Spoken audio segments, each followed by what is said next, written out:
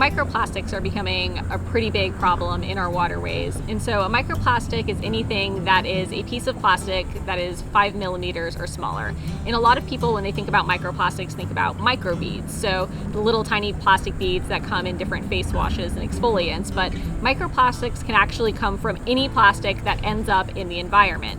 The biggest issue with plastic is that it doesn't break down, it breaks up.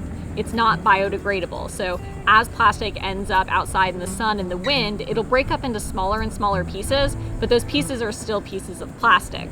And so as those small pieces of plastic end up out in the environment, eventually they make their way into the food chain. And so when they end up in our waterways, the filter feeders like clams and oysters can end up eating them, as well as smaller fish, and then those fish will get eaten by bigger fish. And what happens is that plastic can clog up the digestive tracts of these animals and cause them to starve.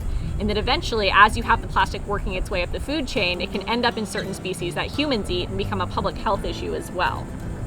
So the best way to cut down on microplastic pollution is to simply limit your use of single-use plastics whenever possible.